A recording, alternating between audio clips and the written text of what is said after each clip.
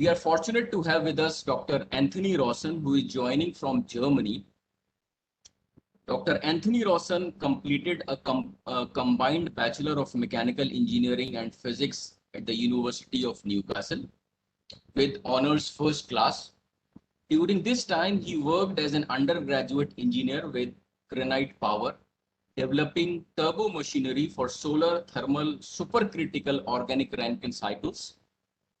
Following his bachelor's degree, he immediately joined a PhD in modeling and application of thermal storage composites with the support of a scholarship from Australian Solar Institute.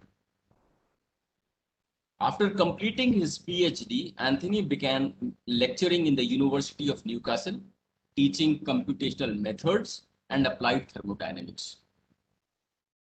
In mid-2017, Anthony moved to Germany to study language and to support his wife's career. In 2018, he began a postdoctoral position at the Institute of Material Physics in Space at the German Aerospace Centre in Cologne, Germany. The following year, he was promoted to a leadership position, managing a more than €3 million of project funding. He currently leads a growing research group at the Institute of Material Physics in Space, specializing in identification, characterization, and corrosion management of metallic phase change materials for vehicular and energy applications. A little fun fact about Dr. Anthony Rawson is that he is a die-hard cricket enthusiast and he loves to bowl his leg spin in his free time. So I'm sure that you will be having a lot of cricket instances in his presentation. And another fact about Anthony Rawson is that he loves Indian food as well. So with this, I request Dr. Anthony Rawson to please take over. All right. Can you hear me, Imran? Yeah, I can hear you, and I'll just give you the sharing rights. Perfect. All right. And I'll share my PowerPoint slides. Okay. All right. Is that visible for you? You are visible and you are audible also. And the PPT is also perfect. visible. Okay, perfect. Yes, thank you very much for the introduction, Imran. Another fun fact is that Imran is also a diehard cricket fan, and we did our PhDs together at the University of Newcastle in Australia, and he's faced many very dangerous leg spin balls from me. Anyway, so yes, good morning everyone from a warm summer's day in Cologne, Germany, between 16 and 20 degrees, and it just started to rain. So consider that if you want to travel here. My name is Anthony Rawson. I'm currently running a few projects at the Institute of Material Physics in Space, part of the German Aerospace Centre. I'm also a conjoint lecturer of the University of Newcastle, Australia, which is where I've done most of my study. Imran asked me today to present on some computational techniques that might be relevant to new teachers starting at university. And the technique that I've done the most work in is MonteCarlo techniques, and specifically random walks, utilizing these on a lattice, so lattice MonteCarlo methods.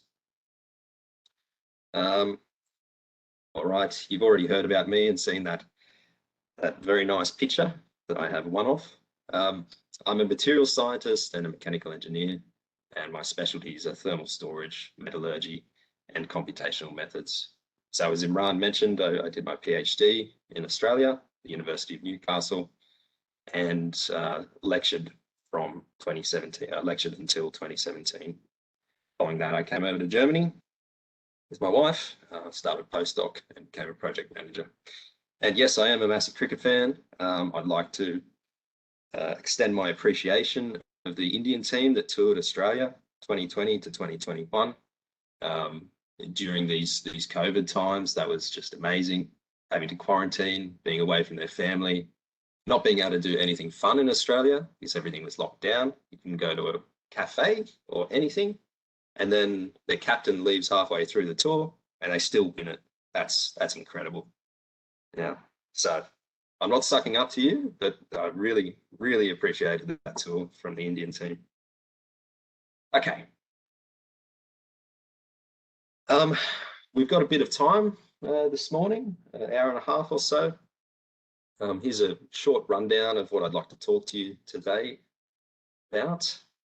I thought that I might begin with some of my personal thoughts on teaching. Then I'd like to follow that with the context that your students might be operating in, at least in the region around Allagar, where this university is based.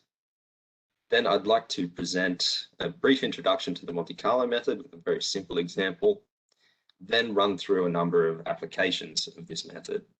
So the first will be numerical integration. Then we'll look at some complex probability problems. Followed by that, a very simple uncertainty propagation method, like experimental uncertainty. Then we'll move into random walks and finally complete the talk with a discussion of these lattice MonteCarlo methods with two different applications. Imran asked me to prepare a few questions for you. So these are over on the right-hand side of this slide.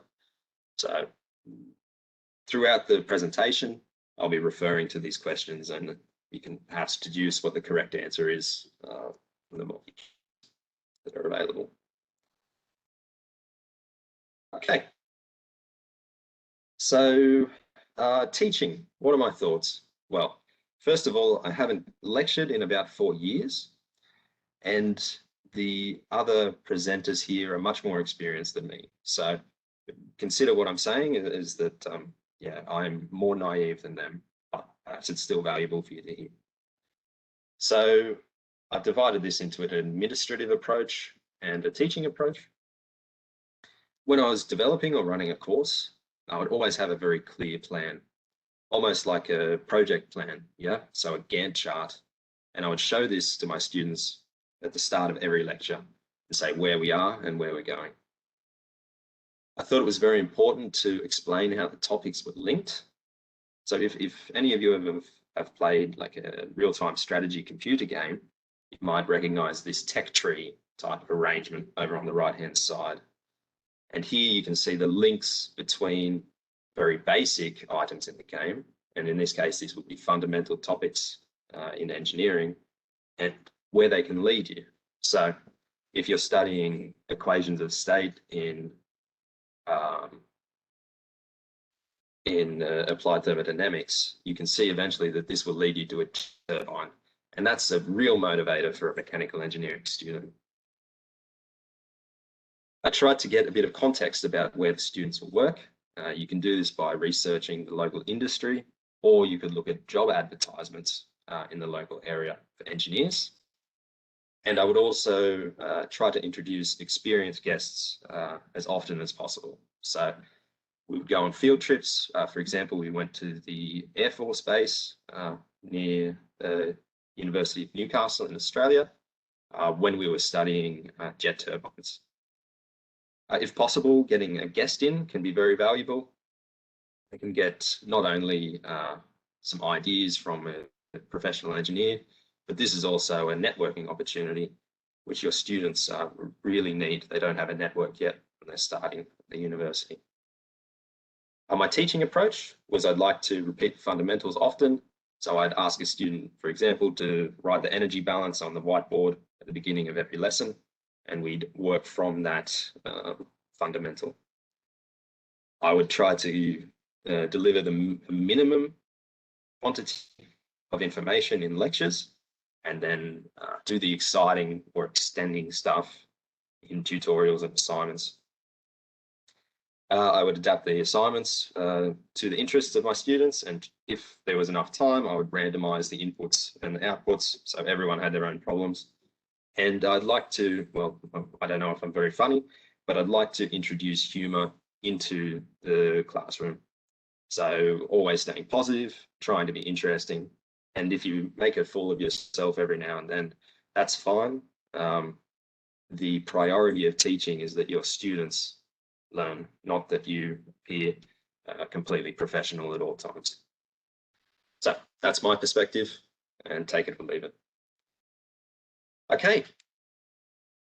So I did some research about the local industry in Algarve and thought about what numerical methods might come up in the industry around this city. So thanks to Wikipedia mainly, I've learned that there's a massive lock industry in the city. So this is fine mechanical components. A number of food products are produced nearby. So there's a sauce factory from Heinz, a sugar mill, and a beer brewery. Also a cement plant I found. So here you've got the chemical and food processing industries. There's some metals, brass in particular. So there's foundries about. And then there's some power generation, a thermal coal power station, I believe, and a nuclear power station not too far away. So these are a few broad industries where the local students might find a job.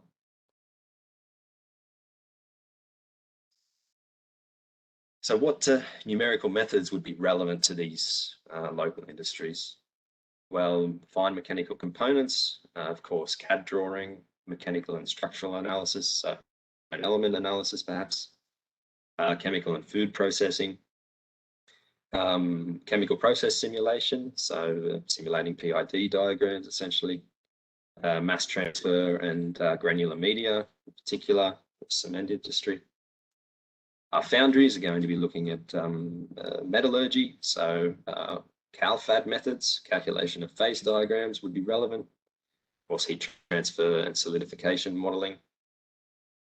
Then in power generation, of course, you've got the high-level thermodynamic processes, so the Brayton cycle or the Rankine cycle with states throughout.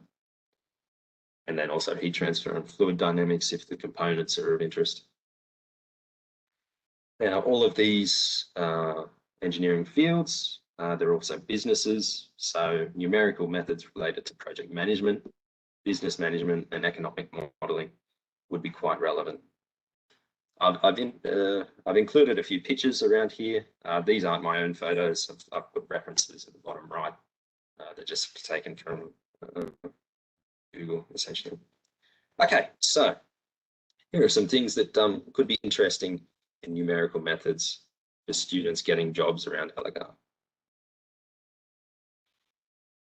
Now, numerical methods can be divided or categorized as stochastic or deterministic. So a stochastic simulation has a distribution of inputs, and your result is a distribution of results. For example, the diameter of a lock barrel would follow a distribution of diameter. Now you'd have an expectation value, and then there would be some variation based on the machining method. A deterministic simulation, you have a known input and you have a unique result. So an example related to the industries I mentioned before would be simulating the heat transfer rate out of a foundry crucible over time. Now this separation of methods is important. This is where the MonteCarlo method basis of it stands. Yeah? So the MonteCarlo method is a stochastic simulation. So if I was to ask you a question, what is the MonteCarlo method? I would say it's a stochastic simulation. All right.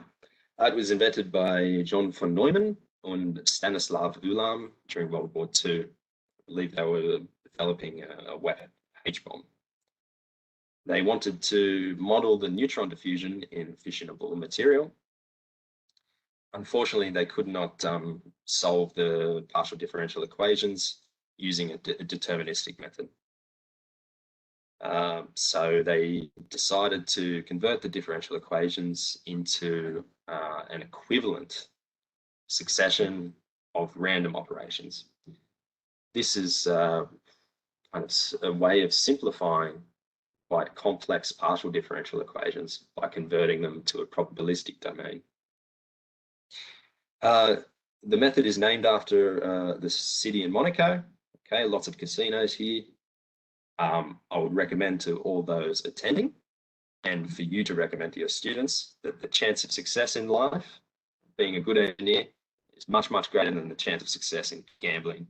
So if you're going to Monte Carlo, maybe just enjoy the views and stay away from the casinos. Focus on the engineer. That's my opinion. Okay, so the MonteCarlo method itself.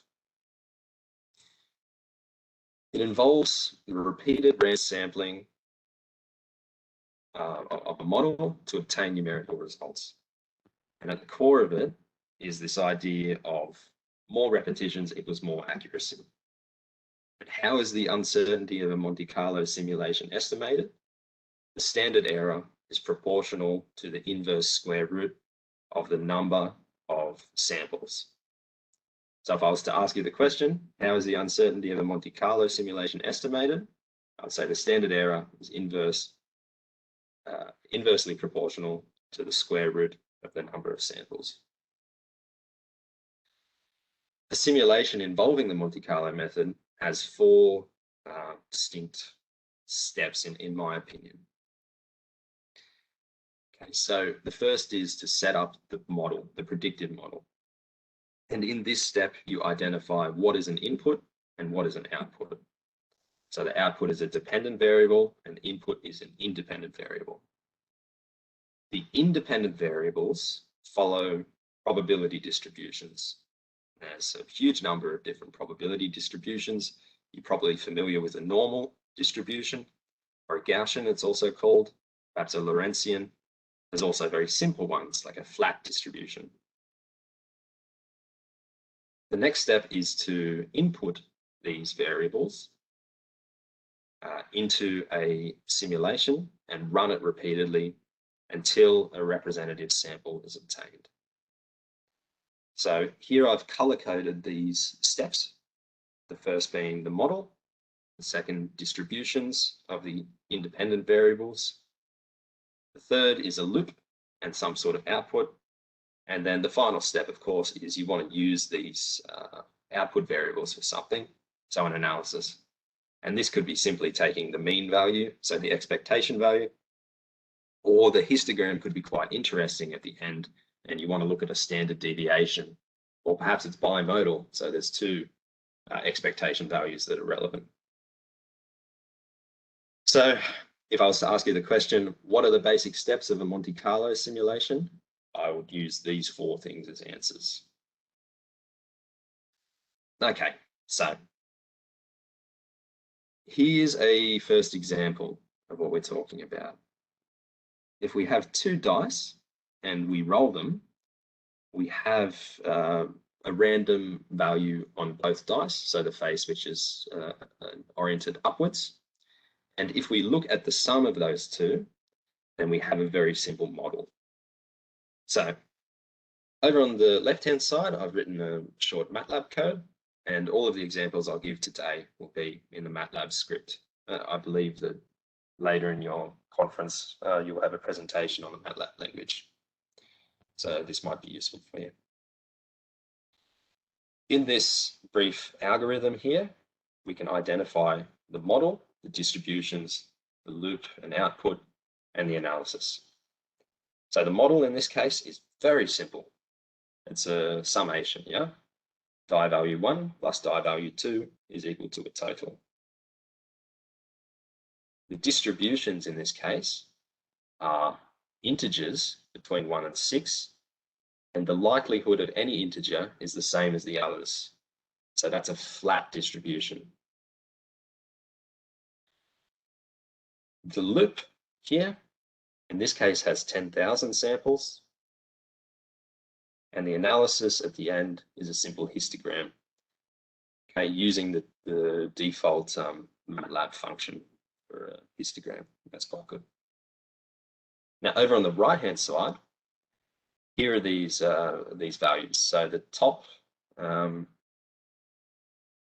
bar chart is for a single roll, and we've rolled the number 4. A little bit difficult to see. Sorry, it's, should have made the figures a bit bigger. Okay, so we roll a 4 and we roll a 2, and that means our sum is 6. Okay, so we can't get any information from a single sample. If we increase the number of rolls to 10, then we have here twice we rolled 1, twice we rolled 2, once we rolled 3, twice we rolled 5, 3 times we rolled 6. Okay, and a similar sort of distribution for the other die. If we take the sum of each of those, we get a few more elements on a histogram, but still it's meaningless at this time. If we move to 100 rolls of the dice, okay, we're starting to see that perhaps the central numbers are more common. So 4, 5, 6, 7 is the most common, 8. And still not so much we can get from this. If we go to 1,000 rolls, okay, the distribution is starting to look meaningful. If we go to 10,000, we start to get quite a representative histogram of the expected outcome of our model. And that is, if you roll 2 die, the most likely value to get is 7. Okay, so that's a very simple application of the MonteCarlo method. You might be thinking, how long does that take to run? And I guarantee on all of the computers you have at home that this will run in less than 100 milliseconds. This is incredibly fast. Very, very simple code. I don't guarantee. I don't know how old your computers are at home, but it's very quick. Okay, 10,000 samples can be done very, very fast. Okay, so before in that code, we used a function called rand, R-A-N-D, to generate a random number. This is not a truly random number. Truly random numbers are quite difficult to obtain. There are some options there. I did a little bit of research. You can get an extra card for your computer, which will generate random noise from a physical process. So it could amplify a circuit and look at the thermal noise. If it can see some light, you can use a photoelectric technique. I've also heard of a radioactive source being used. So something like a Geiger counter will get a random integer number of counts of helium nuclei or something like this. On a computer, you actually use a pseudo random number generator. There's a lot of different algorithms for these, and generally you want them to be as fast as possible. The quality of a pseudo random number generator is indicated by the length of time it takes for the series of numbers to repeat, and this should be incredibly long, so mind-bendingly long. And it should be very, very difficult to correlate a particular number to the list of those before. So say we roll a 6 on one die, and I know the previous 10,000 rolls. If I can predict, even with a machine learning algorithm, that the next number will be 6, then that's not a good pseudo-random number generator. The MATLAB default, and I believe the default in Python, Python's math toolbox, is this Mersenne twister, and it's suitable for engineering tasks. From what I've read, if you want to go into cryptography, then you need to pay more attention to more advanced random number generators. Okay, so we can create distributions that are flat or normal based on a pseudo random number generator. Okay, so I thought I'd introduce a few different applications of the MonteCarlo method today, and through some demonstrations, they perhaps become more valuable to you and more interesting at least. I'm intending to send all of the MATLAB code to Imran following the presentation, along with these slides. But perhaps when you're working with MATLAB later in the conference, you can have a play with these scripts, change them, cut them up, however you like. Okay, so for integration, we're going to look at some areas and no volumes, pardon me, of intersecting parts. Some complex probability problems. We'll look at a simple case, which is the delivery time for some tomatoes, and also at a cricket problem, because that's a lot of fun. Then we'll look at uncertainty propagation, very simple density measurement using gravimetric techniques. And finally, we'll wrap up with the lattice MonteCarlo method with a simple 2D random walk and then a walk on ceramic foam insulation and determine some effective properties, effective conductivity. Okay.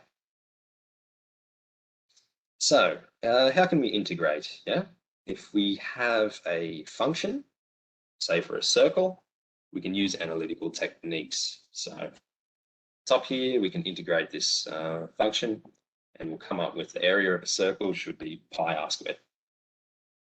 We can use a deterministic numerical method. So this is the Simpson's rule.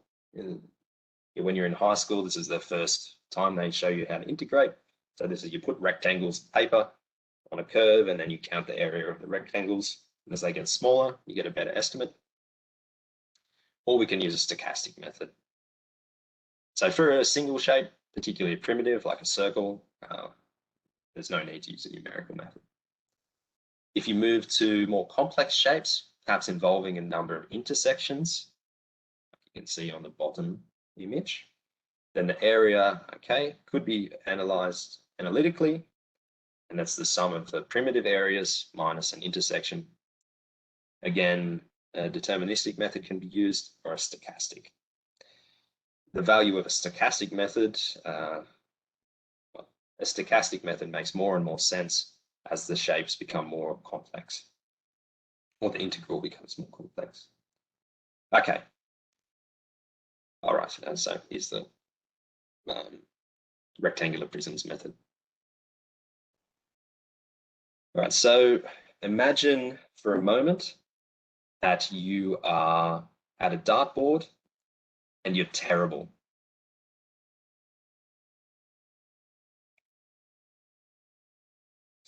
So you've never played the game. Perhaps you've just been spinning around outside, or you've been playing cricket for 4 hours and you throw the dart and you don't know where it's going to go. How likely are they to hit the board? Okay.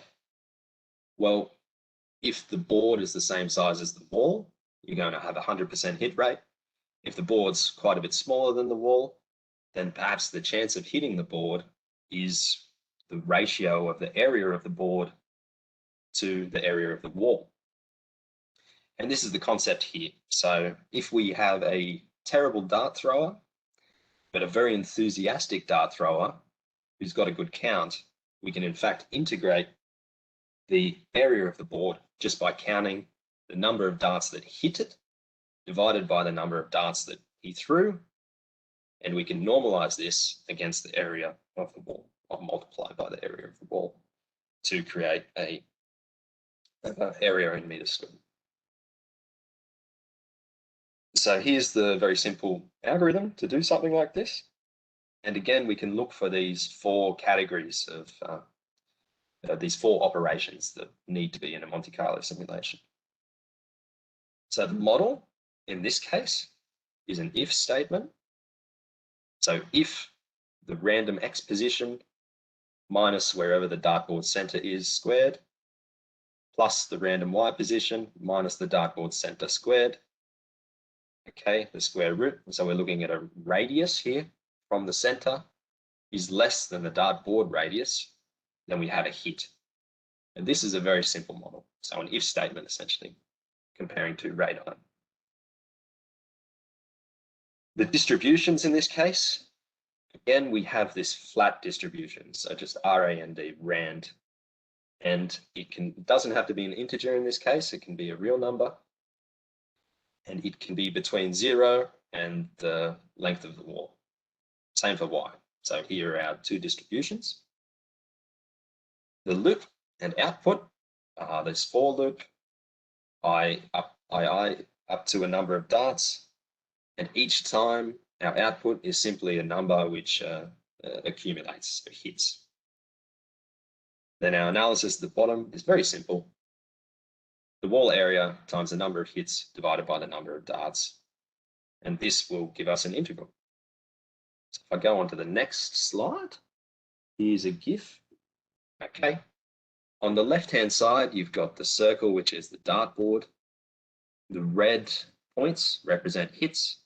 The black points represent misses. On the right-hand side, you can see the evaluated area plotted against the number of darts thrown. The dashed line here is the actual area. So you can see the approach to determining the area that we could find using analytical techniques. Above the plot here, you can see the number of samples, the area over time as it's evaluated, and also the ratio of area against r squared. And we know that this should approach pi as we run through this simulation. Okay, so quite simple method, and you can see that at about 30,000 darts, you've got a decent estimate of the area. Okay. If we move to something with a few more shapes on it, then we can evaluate an integral, which is not so easy to determine analytically. Same concept again, black darts are misses, the different colored darts are hits, and then we accumulate these over time and see once we get a steady integral. Here you can have a more complex model, yeah? So I'm just counting hits or misses. You could count hits of two different shapes, yeah? So then you would get the intersection area, here or here. So the model can decide what the output area you're measuring is.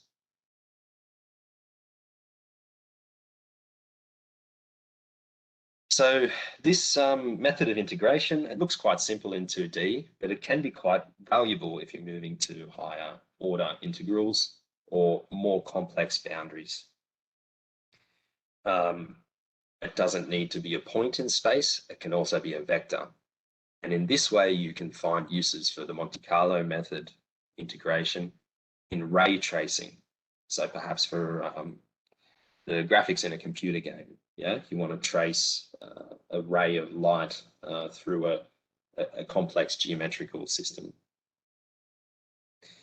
The way I did it just before was very inefficient. You can improve efficiency by using a faster programming language or actually using MATLAB in an efficient way. If you look back, I'll just move back one slide. Here, my box shape is much larger than the shapes I'm trying to integrate. If I reduce the shape of the size of the box to just a bit larger than the shapes, then you can determine the area of the shapes much quicker. Okay, you don't have so many wasted darts.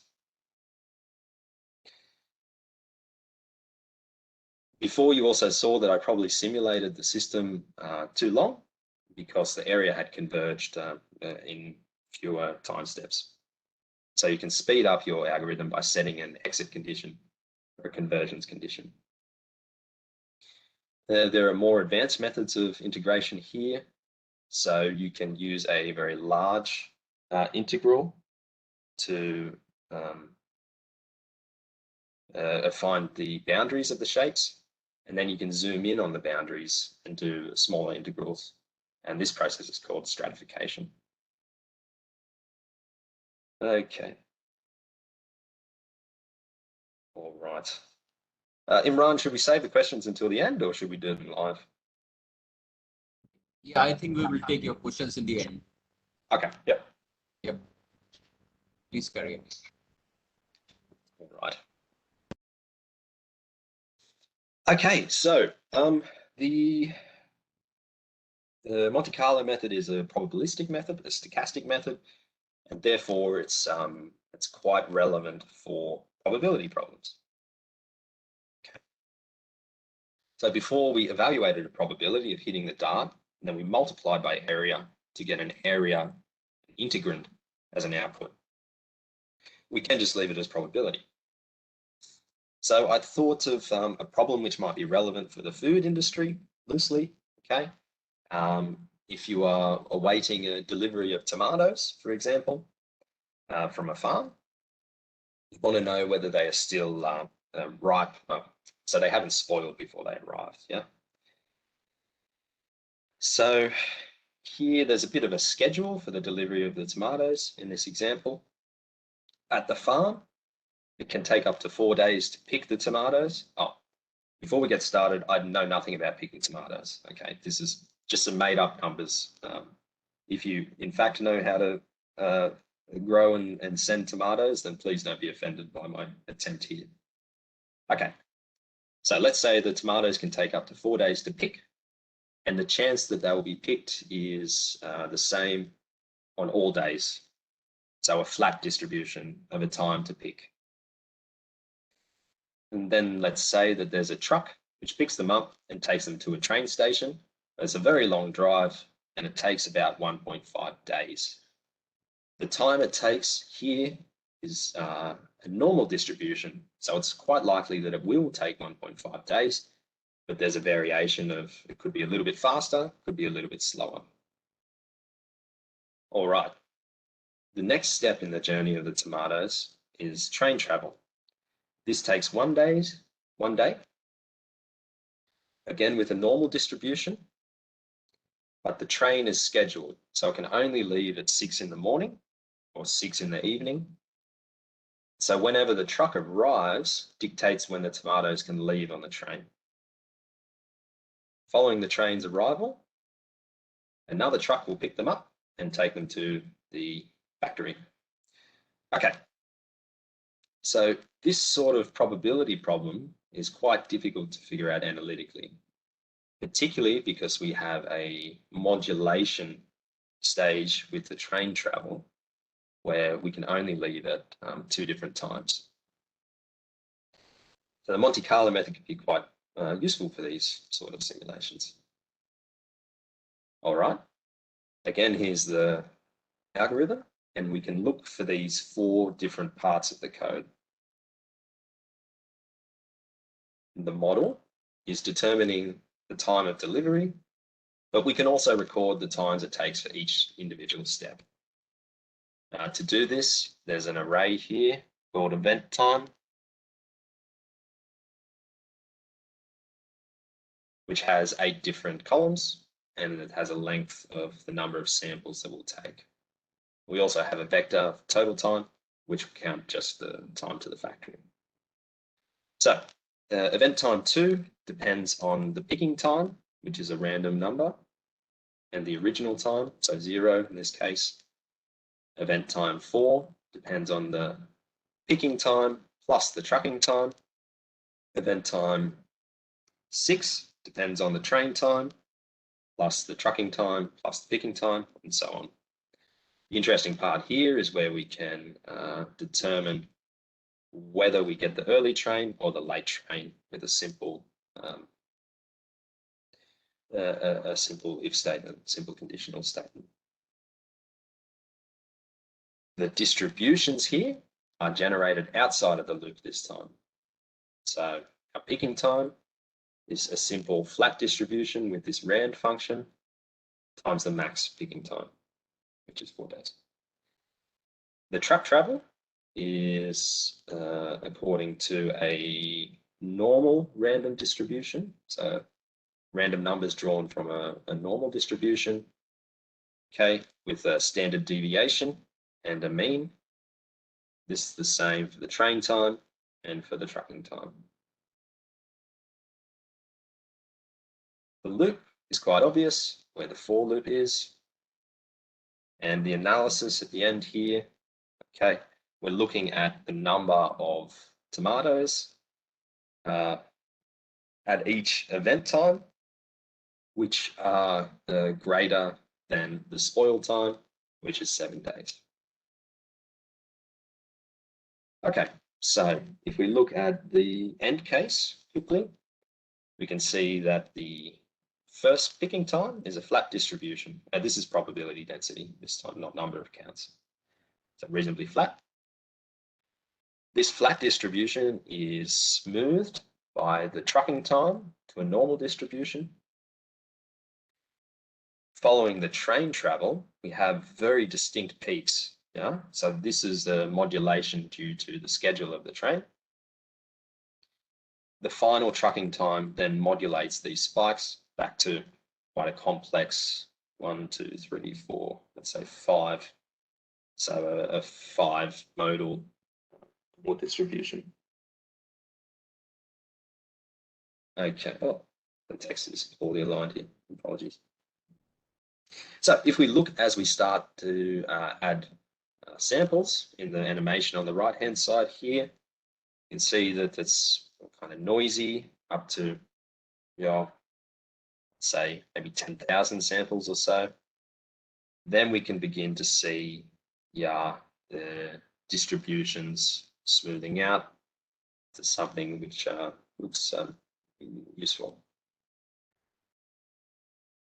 Okay, so if we look at the final distribution of delivery time, the minimum it can take is 2.5 days. So that's the best run possible for this set of circumstances. And the worst possible delivery time is 9.75 days.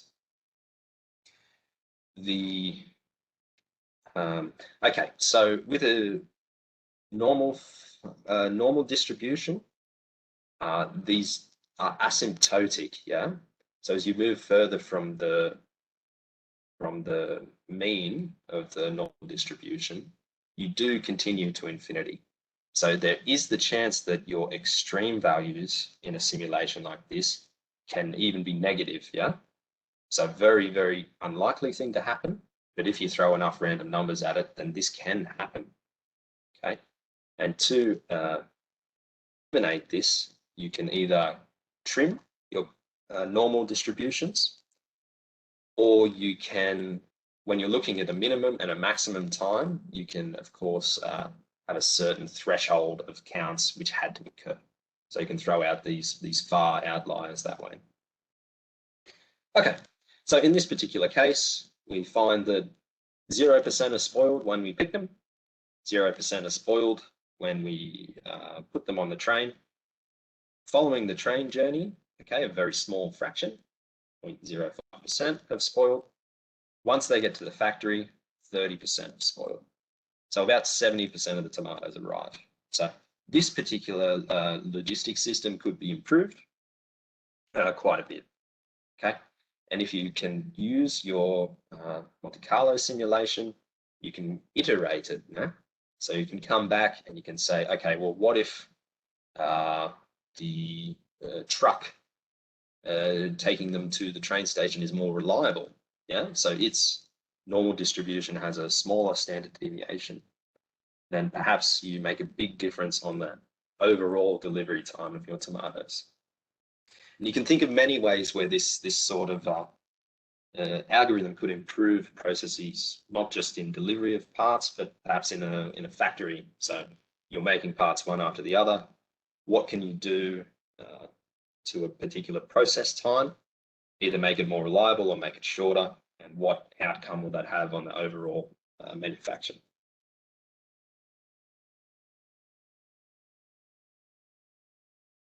Okay, so this is loosely related to the food industry, and let's say that the integrals we did before are related to mechanical components where you can do an integration. The next simulation has to do with cricket. So perhaps there's a strong cricket industry in Allagar. I'd hope so, and this could be useful to them somehow. If not, it's fun to do. So let's go on with it.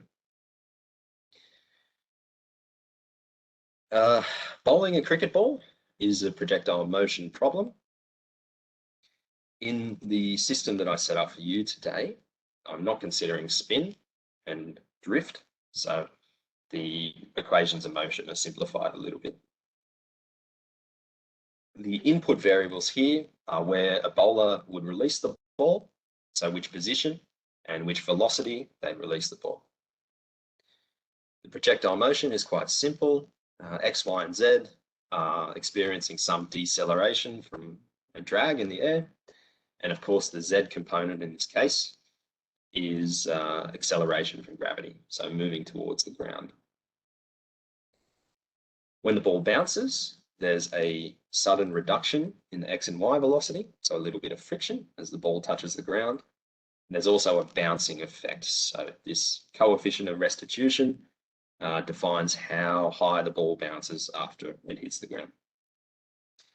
After the bounce, the projectile motion proceeds as normal, X, Y, and Z from air drag and acceleration from gravity towards the ground. So what we can do with the MonteCarlo algorithm is randomize somewhat the release position of the ball and the release velocity of the ball, and then monitor how it proceeds over time. And we can also see whether it might, where it will bounce and if it will hit the stumps. Okay, so this algorithm would be very, very useful for some Australian cricketers like Shane Wattsman, so he can decide whether or not to review everything that is thrown towards him. Okay, so the kinematic model is quite simple. We're all mechanical engineers here. Sum of forces is the mass times the acceleration. We have a force from gravity, acceleration minus 9.8. We have a drag force. Originally, because I'm a leg spinner, I thought I'd include spin. I did run out of time, so in this case, the physics is here, but I didn't implement it in the code. If we have the forces, we can find the acceleration down the bottom here. Okay, so we have an influence from gravity and also from drag. If we have the acceleration, we can find the velocity. We have the velocity, we can find the position. So over on the right here, you can find drag coefficient as a function of Reynolds number, the cricket ball, several different papers, and also the lift coefficient if you were interested in including the Magnus effect. When the ball bounces, there's a coefficient of restitution, which defines the change in the relative change in Z velocity, so the bouncing velocity. And if you do not consider spin, then there is some deceleration, rapid deceleration from friction at the bounce, and this can be modeled with another friction coefficient. And the actual bounce is quite a complicated process, and you can develop the physics a lot more if you're interested in perhaps where the seam lies and how spin interacts on the ball. Okay, so as I mentioned, in this case, we're going to have a normal distribution for a release position and a release velocity in each of the components, so X, Y, Z, and the velocity components.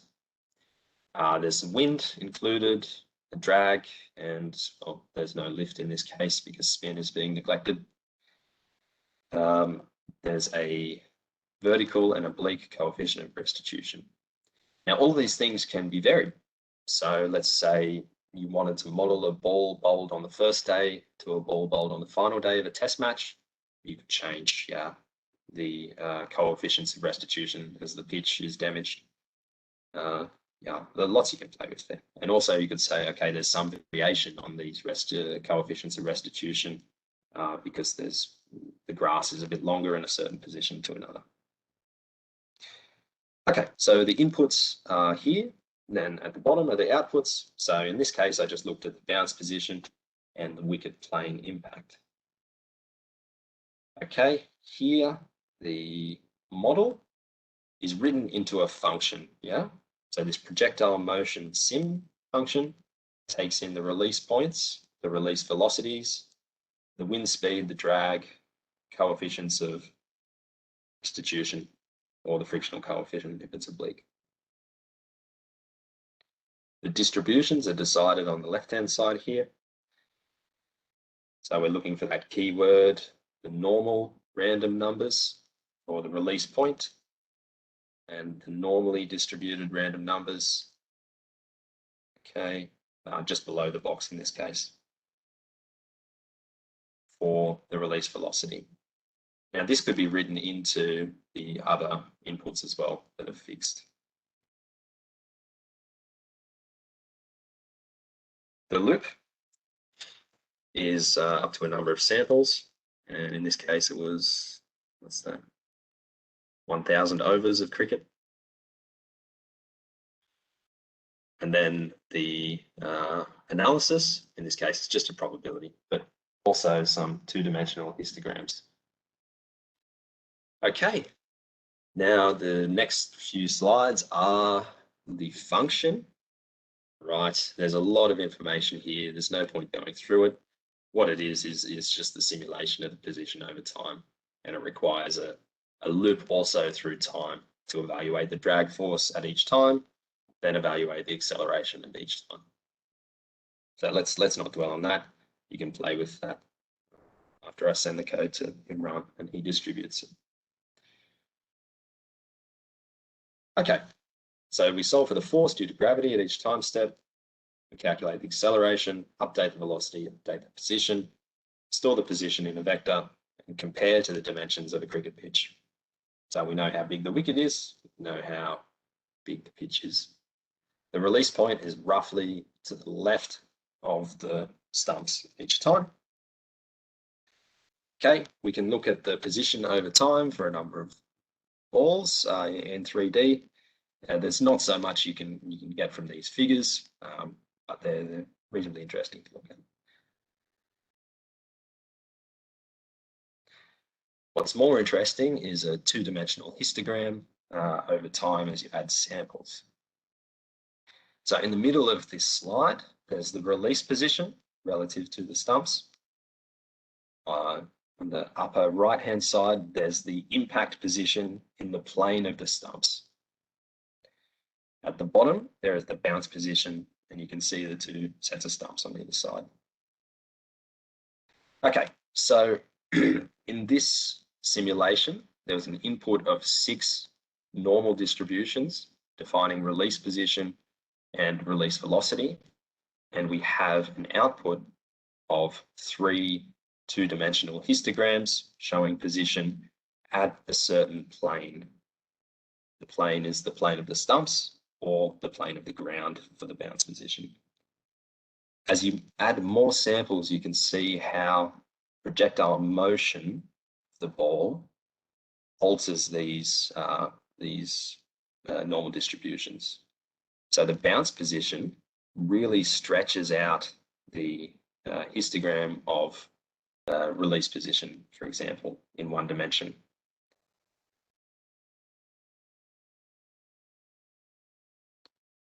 Okay, so this is a complex probability problem, which would be quite difficult to pass through an analytical method.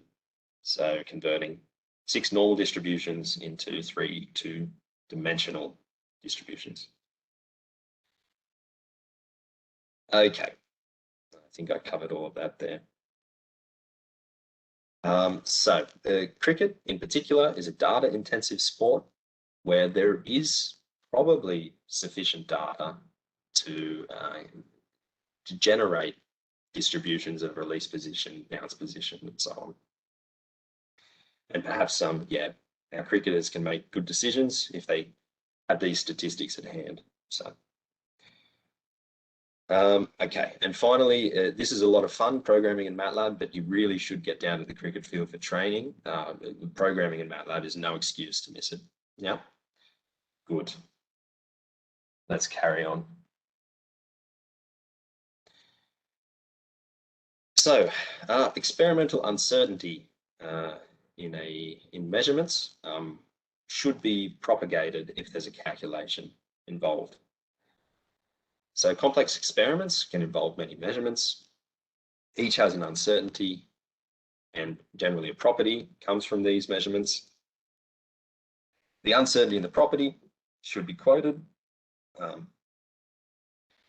and the distribution in the measured value should be known. So there are existing methods which are often quite good for this. Perhaps the maximum possible error you would have encountered during your university days, okay? Or you can propagate by partial derivatives if the function can be differentiated.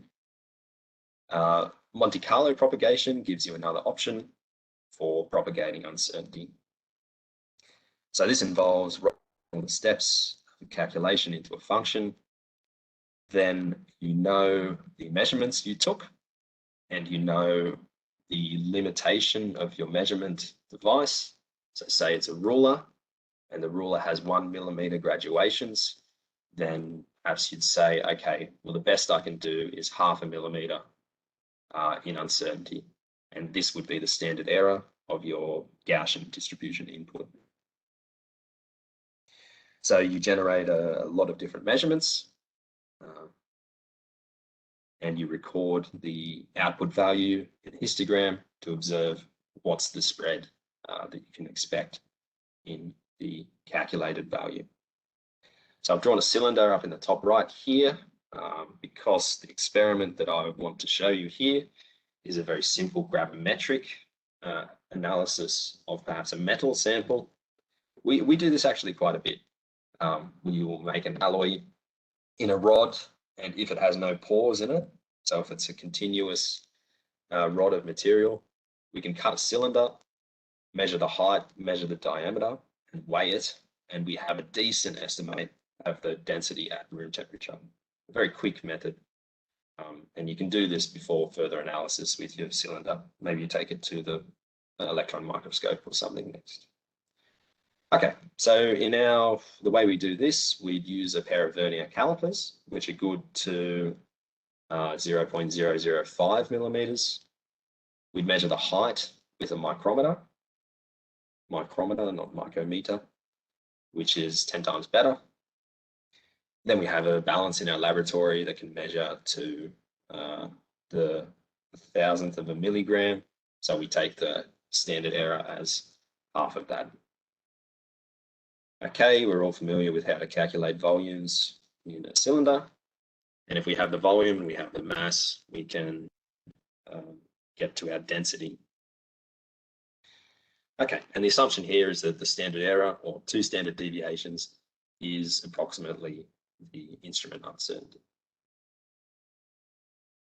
If we run that through, again, we have our MATLAB code or the algorithm. We can identify the different parts. So at the top right here, we have our model. Okay, the height times pi on 4 times the diameter squared.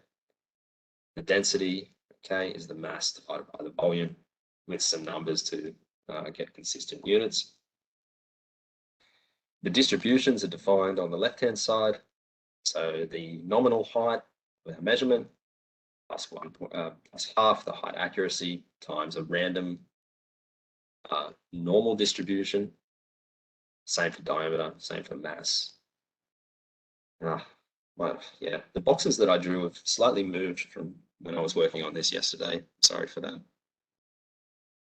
Okay. Now, it's more difficult here to identify the loop. Where is the loop? What you'll find when you have your presentation on MATLAB coming later is that you can avoid loops in simple situations by using array arithmetic. So in MATLAB, if you put a dot before a multiplication symbol, a division symbol, or an index, you can multiply a complete array by another complete array if they're the same size. In this particular simulation, the function or the model is so simple that all it requires is a multiplication and a division, and of course a square. So we can do this incredibly quickly in MATLAB because our model is so simple that we can just use this array arithmetic. The analysis is at the end, where we evaluate the nominal volume and the nominal density, and then the uncertainty in these values. Okay, so here we have three normally distributed measurements: diameter, mass, and height. And we want to look at the output histogram or distribution of volume and density. All right, so here's the end image, and hopefully the animation works here. Okay, so now as we add samples, we can observe how the histograms settle over time. So the top left is the height, top right is the diameter. I haven't plotted the mass here. And here is the volume distribution, and here is the density of the sample. So at about 8,000, well, it might be something involving iron, some sort of steel. Mass is about 2.5 grams for the system. Okay, so you can see it settles quite quickly. And from these histograms, you can take the standard deviation and average, and you can in fact use the default functions inside MATLAB to evaluate these numbers. Then you know your standard deviation, you know your standard error in your calculated property. So this is another option for propagating uncertainty in your experiments.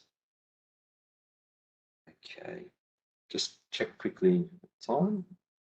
9:30 here. So half an hour more. Imran, is that right? Yes, Anthony, half an hour more. Okay, Yep. good. Yeah. All right. So these so far I've presented on some applications in integration and probability uncertainty propagation. You've seen the basic algorithm. You have a function or a model. You generate random numbers and then evaluate the outcome. So in integration, the function is to see whether something is inside another shape. The random numbers are a position. In 2D, there's two positions. The function is solved for a large number of random positions. Then the area is approximated by the area of the domain times the probability of lying within the shape. In probability and uncertainty propagation, there's a number of functions, one following the other, or interacting together. We input random numbers into these functions. The function output might serve as a function input to the following function.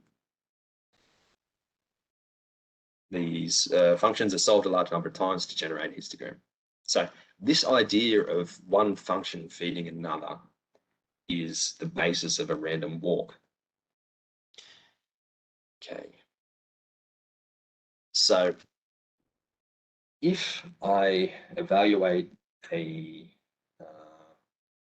new position randomly, yeah, so perhaps I start at the origin of a 2D plane, I choose a direction, and I know how far I can step, then my position will be equal to my previous position. I should have added a +1 to the index here. Yeah, doesn't matter. To the previous position plus my step length modified by the length of the hypotenuse. Okay, now say I take another step, all right, my new step depends on my previous step. If I follow this through, I can generate a random walk where I can walk wherever I want a 2D plane, and where I end up, I don't really know. On the right-hand side, here's a simple algorithm that will do this for you.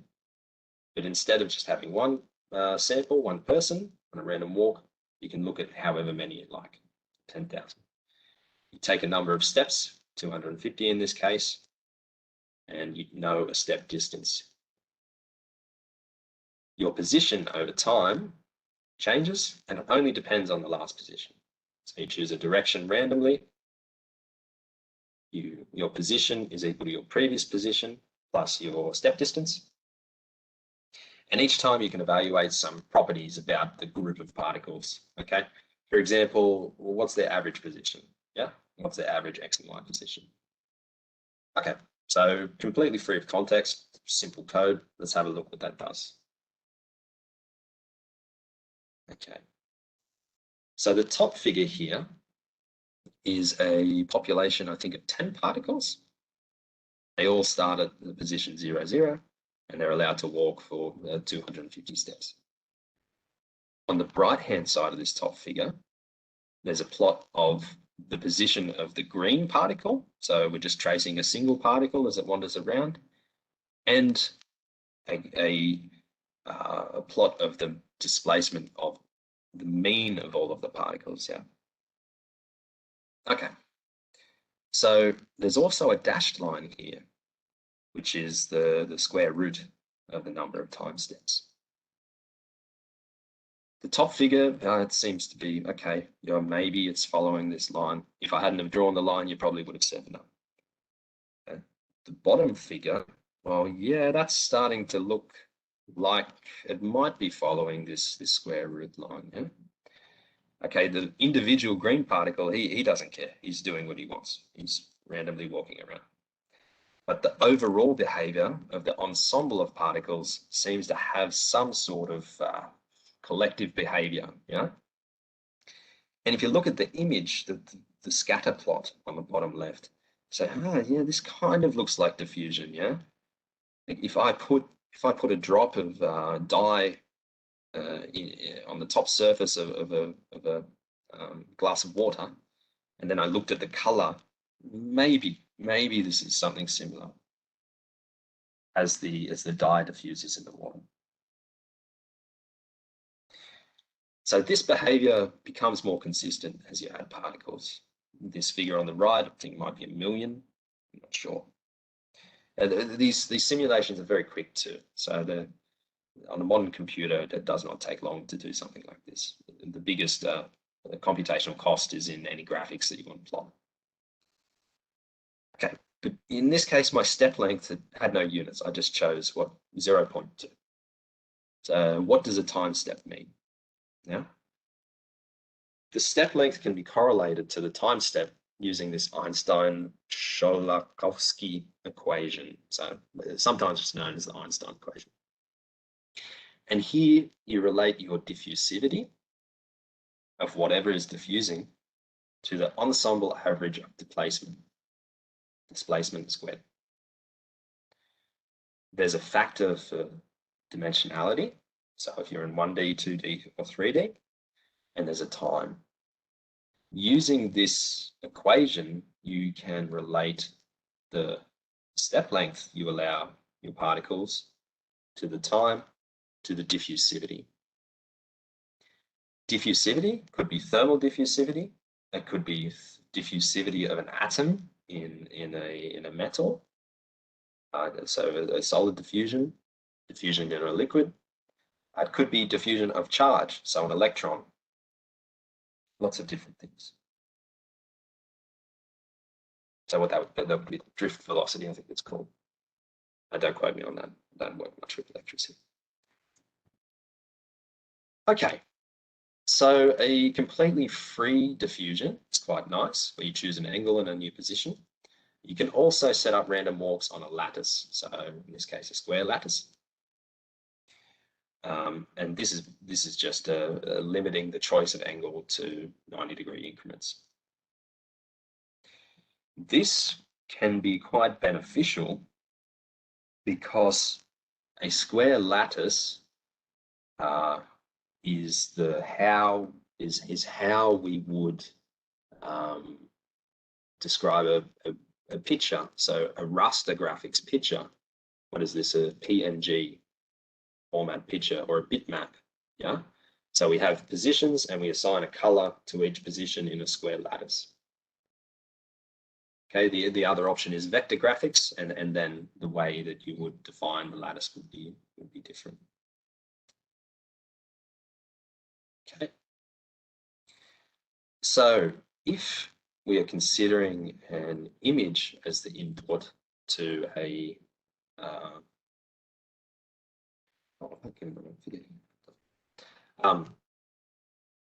an image as the input to a random walk, then perhaps the color of each pixel on the image represents what type of material we're diffusing through.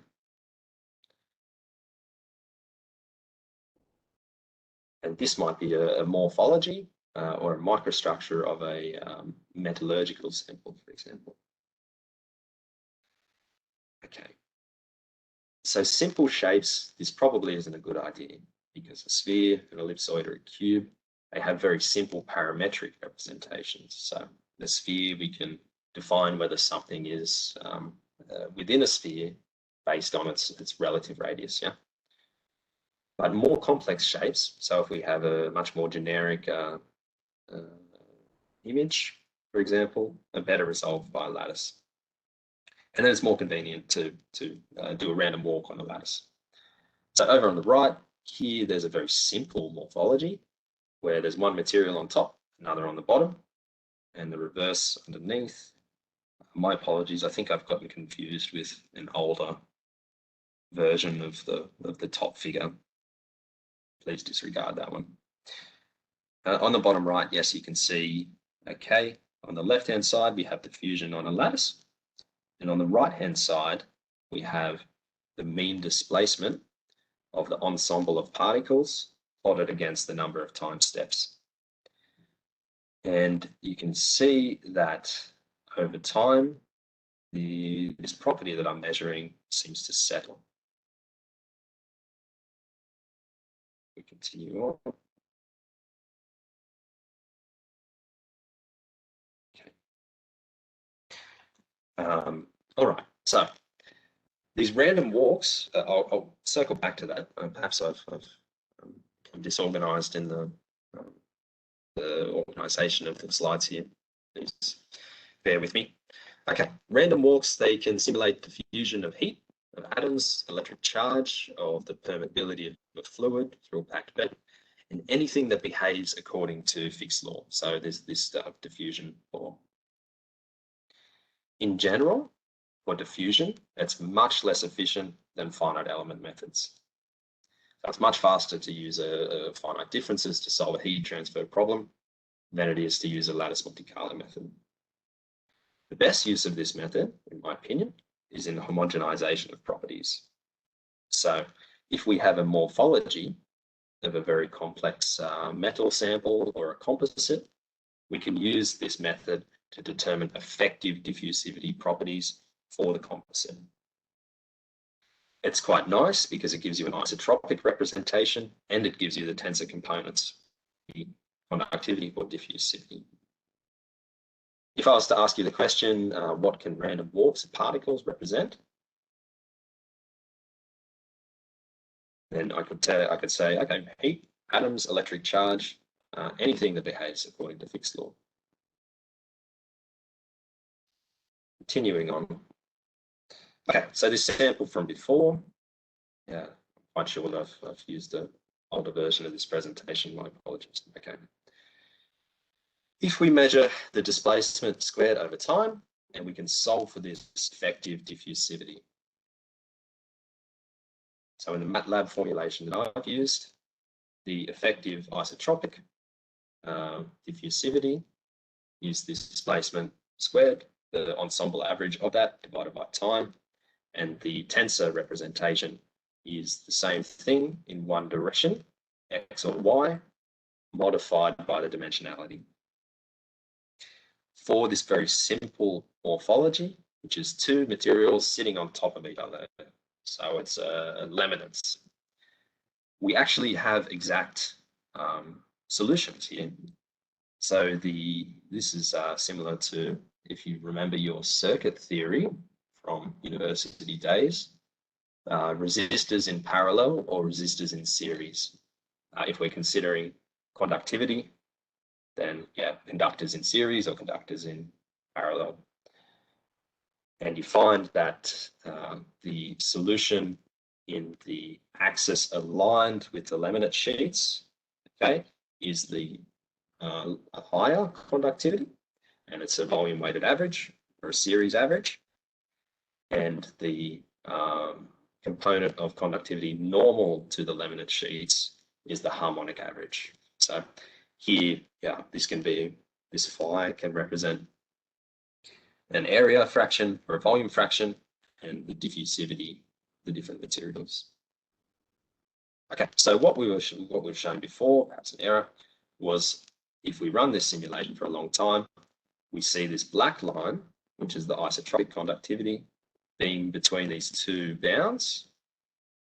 The X conductivity converges to the series average of diffusivities, and the Y conductivity, normal to the laminates, converges to this harmonic average. And these are actually the highest and the lowest possible conductivities for a composite. Okay, so the algorithm is reasonably complicated.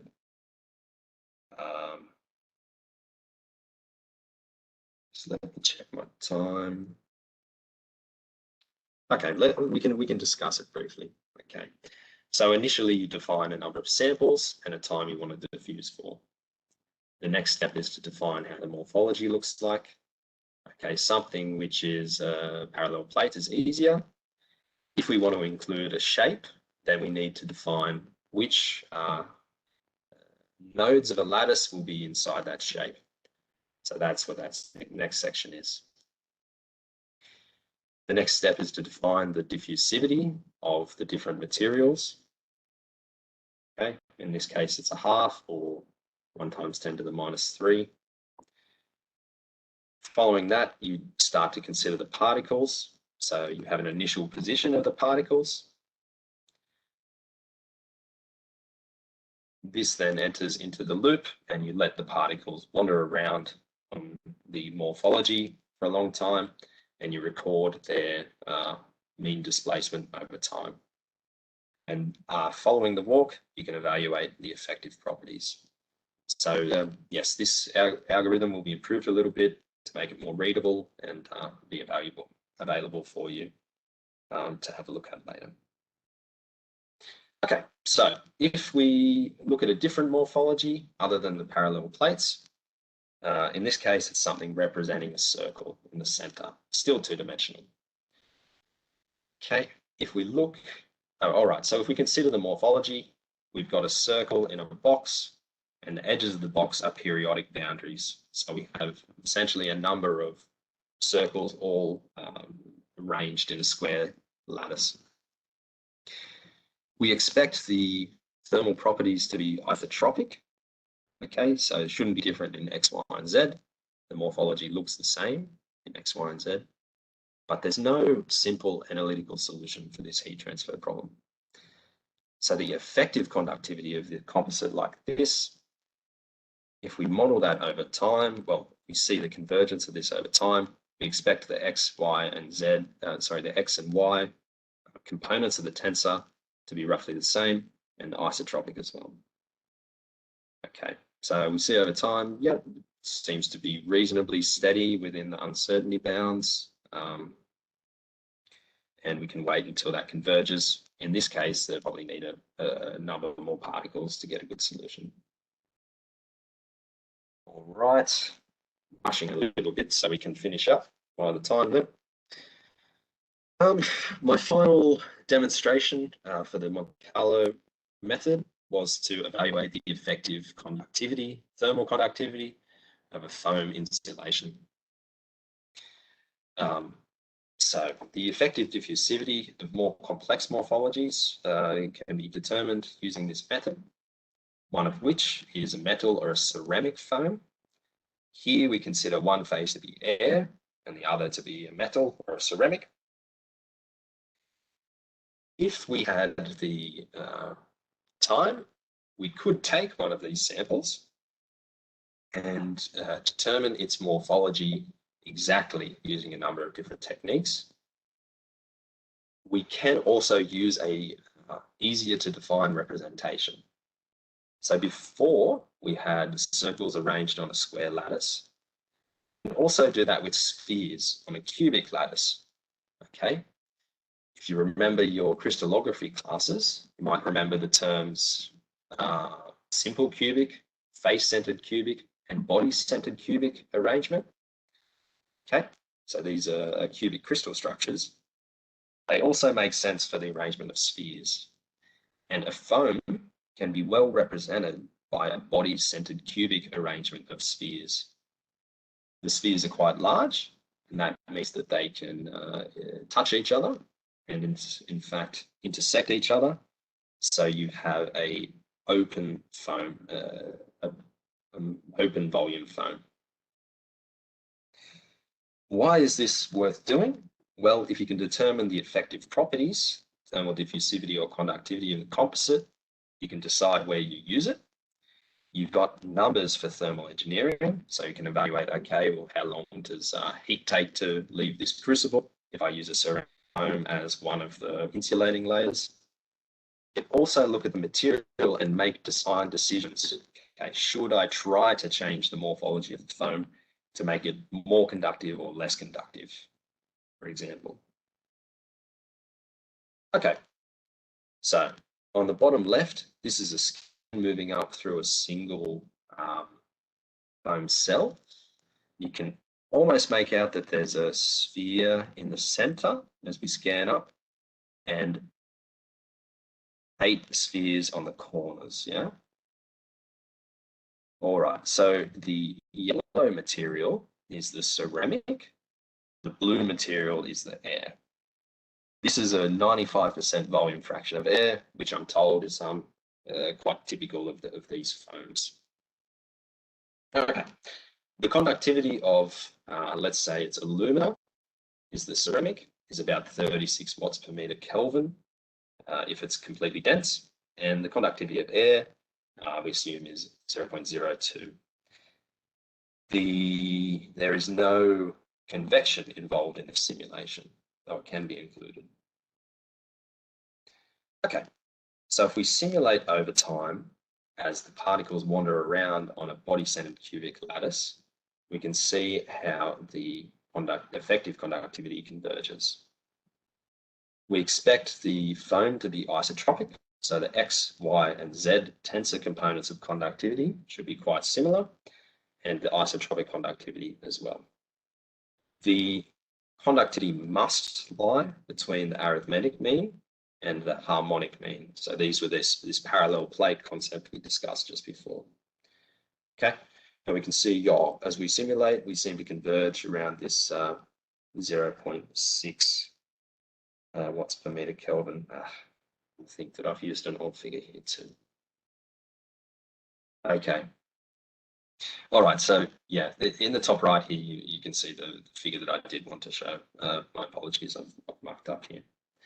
Anyway, okay, over time, the simulation takes about 5 minutes. You can get to an effective conductivity value of 0.269 plus or minus 0.051 watts per meter Kelvin. Okay, you can have a look at a few other interesting outputs if you want to do further analysis. This value seems to correspond well to what I found in literature for alumina refractory bricks. Okay, somewhere in the middle, perhaps a little bit higher than their measured thermal conductivity. Okay, there can be differences for a lot of different things. So if there's gas convection, of course, in the open foam, then you'll have an improvement of heat transfer. Depends on how the alumina is joined to itself. So if there's grain boundaries from a sintering process, of course, this isn't captured at all in the lattice MonteCarlo method. And of course, we don't have any contact resistance model. So for like a film coefficient between the air and the solid. Okay. From this, there's many improvements possible, and you can grab quite a bit of information. What I've recently been doing is looking at some composite samples of silicon and silicon carbide, shown in the bottom right. If you can take a CT scan, similar to what you do in a hospital of the body, you can get, rather than a analytical representation, you can get a direct representation of your material. So this is volume data, X, Y, and Z cubic lattice, generally very, very large files. The volume data is already on an appropriate lattice for the lattice MonteCarlo method. Each voxel, so a pixel in 3 dimensions, has a gray value associated with it, an intensity. If you can threshold this gray value, you can describe which type of material is where. If you know the individual material thermal conductivity, for example, you create a model directly applicable for a lattice MonteCarlo simulation.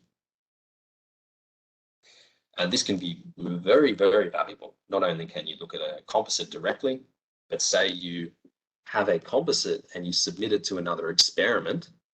If any of you are familiar with a light flash apparatus, then you can model this entire experiment directly on the lattice of the sample you had in the system. So it's a non-destructive test, and you can reproduce the entire material structure in your simulation. For example, if you're interested in this particular sample, where you have silicon carbide and graphite, the one unknown here is the thermal contact resistance between these two materials. If you know the graphite and the silicon carbide conductivity, then you can vary the thermal contact resistance in your simulation until you match the real world to simulation, and then you can determine these interesting interface properties like the thermal contact resistance. Very, very difficult to measure in other. Okay, so these random walks can be used for lots of different things. As I mentioned, this internal contact resistance just between phases, or you could look at grain boundaries, twin defects, other crystal defects, if you can identify them with enough contrast. You can use this method for quite exotic material design. Say you were looking at the tube of a heat exchanger, you wanted to have excellent thermal conductivity in the direction parallel to the flow of liquid in the tube, but not normal, or vice versa. You can take different ideas, simulate them, and determine the tensor properties. Perhaps you're quite interested in thermal contact resistance because you'd like a solid thermal switch that can be looked into. Other multi-phase materials, so you can look at rocks, concrete, packed beds of sand, many, many things. One potential is to, if you want to hide shape inside a composite material, you can design the composite to essentially cloak this device inside. You can't determine from the temperature field that there was ever anything inside it. So this thermal cloaking idea can be explored here. These methods can be extended to other phenomena. Okay, so say you took a X-ray tomograph of a microchip, and you'd have contrast between the conductor and the insulator. You could directly simulate the flow of charge through this microchip. For example, this is just me blue sky thinking. Perhaps you took the CT scan of a person. You could use this directly with a MonteCarlo simulation to see how radiation therapy would be absorbed if you used a beam in a certain orientation. And there's plenty more cool stuff, and hopefully hopefully you've been a little bit inspired by my presentation and can find even more interesting things that I'm considering. Okay, so that brings the end of the presentation, I think on time. I'd like to thank you for your attention. And as I said, that I'd like to make all the scripts and the presentation without the animations because they're very, very large GIF files. I'll make them they'll be made available to you through Imran. If you're interested in opportunities at the German Aerospace Centre, you can contact me. And you can also check the DAAD website. There's a lot of nice scholarships available here for docs and for scientist visits. And if you're interested in the university, Imran and I did our PhDs at. You can contact, of course, Imran or me regarding that. I just noticed that I haven't included my details here, but Imran can make them available. So it's anthony.rawson@dlr.de. Okay, so thank you very much for your attention. I hope you enjoyed the presentation. Maybe you can take over, Imran. Thank you, Anthony. I'll request all the participants if you want to ask any question. So kindly raise your hand so that I can unmute you and you can ask directly to Anthony. Before I take any question, let me first thank you, Anthony, for such a in-depth and a beautiful presentation on MonteCarlo simulation and putting in the effort to find out industry around Aligarh. And where computational techniques can be applied. Also now I'm sure that the participants can appreciate much more how DRS and ball tracker works in cricket. So thank you for that. So I'll request participants if they have any question, so they can either raise your hand, they can write in the chat box or ask on the WhatsApp also. So before I take the question, I'd like to ask Anthony, what is the advantage of MonteCarlo simulation over the traditional what-if analysis techniques? What is the main advantage? Okay, I would say that it depends a little bit on the application. In heat transfer, the advantages aren't clear till you have a composite, I would say.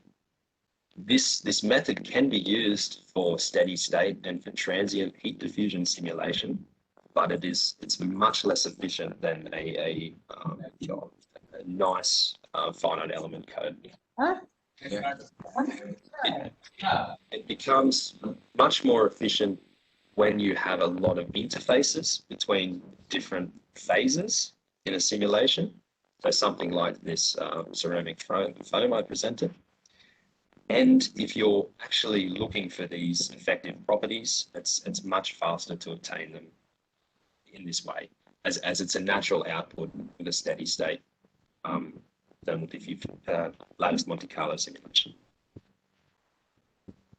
Okay, thank you very much. So Mr. Shambhu is asking something. So you want to ask something, Mr. Shambhu? Yes, sir. Yeah, Am I audible? please. Yeah, you are audible. Yeah. Sir, my question was very simple. Does the implementation of computational techniques depend on the count of data also for which it is going to be implemented? Yes, definitely. Yes. So if you don't have a good understanding of how your inputs are distributed, then you're putting rubbish into the simulation, you get rubbish out. I think a lot of this comes down to the user's experience, particularly in these probability problems. Yeah.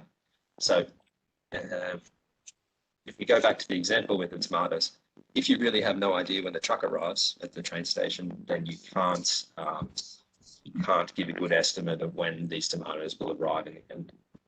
So really very dependent on what you know about the events in your probability chain and your Markov chain. Okay. All right. Thank you very much.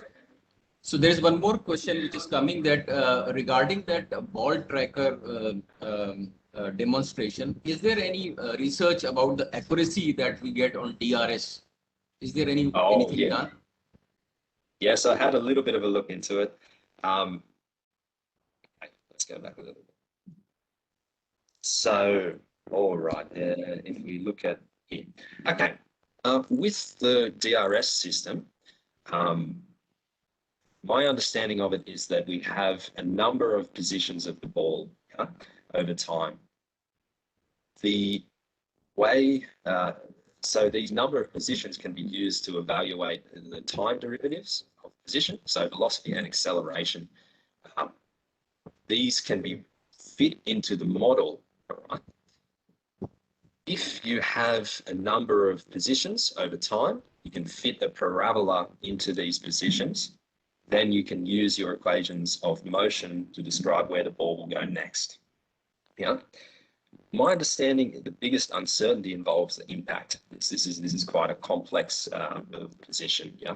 So if it's hitting the ground, to determine the immediate loss of velocity, the changes on rotation, I think this is where it can introduce errors the most.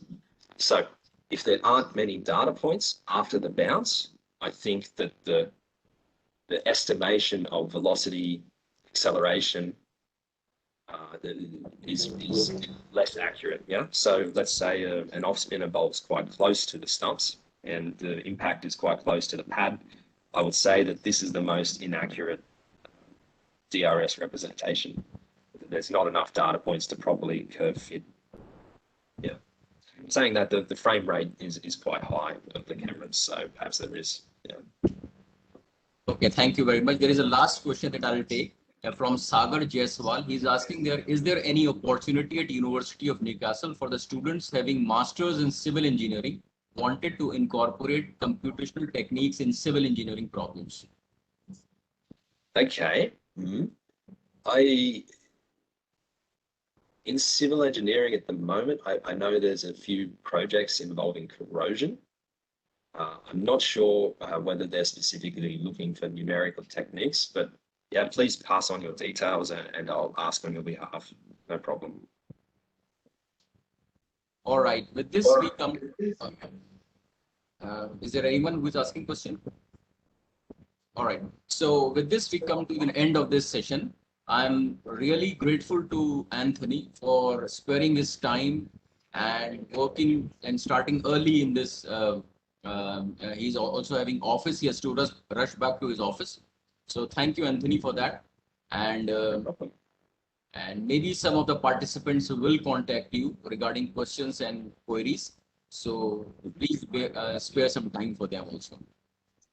Sure. Okay. Thank you very much for having me. I really appreciate the opportunity. Thank you very much.